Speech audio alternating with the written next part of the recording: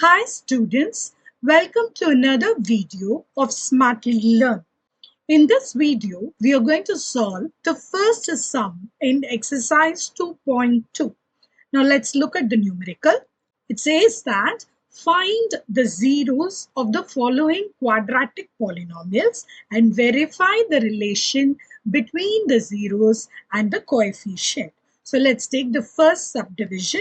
So the quadratic equation is x squared minus 2x minus 8. So in order to find the zeros of the polynomial, first we need to split the middle term. So let's factorize 8. So 8 can be written as 4 into 2. Now let's place the sign. So minus 8 is going to be minus 4 into plus 2. Let's split the middle term. So it is x squared minus 4x plus 2x minus 8. So take the common term x into x minus 4 plus 2 into x minus 4. So this is x plus 2 into x minus 4. Students who are not very comfortable in splitting the middle term, please reach out to my playlist Splitting the Middle Term. I have close to 20 examples there to show you how to split this. Okay, now coming back to the sum. So the zeros are going to be minus 2, 4. So let me call one zero as alpha and the other as beta. So alpha is equal to minus 2, beta is equal to 4. Any of those zeros can be alpha and any of the value can be beta. There is no fixed rule for that. So now let's calculate what is alpha plus beta. So alpha plus beta is minus 2 plus 4, which is equal to plus 2.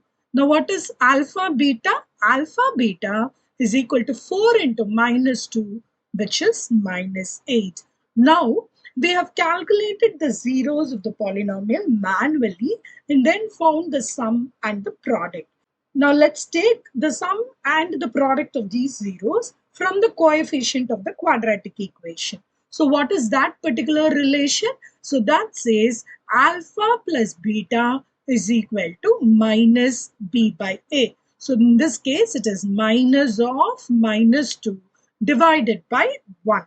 So alpha plus beta is equal to 2. Now what is alpha beta? Alpha beta is equal to c by a. So in this case, it is minus 8 by 1, which is equal to minus 8. So we have actually calculated in the manual method also alpha plus beta as 2, and through the formula also we were able to get the same value.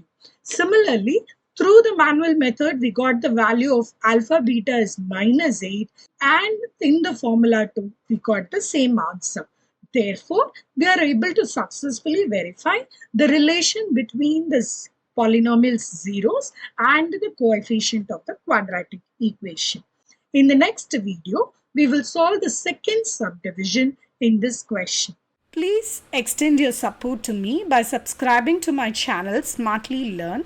You can also reach out to me through my website www.smartlylearn.in for more practice worksheets. Thank you. See you in the next video. Bye.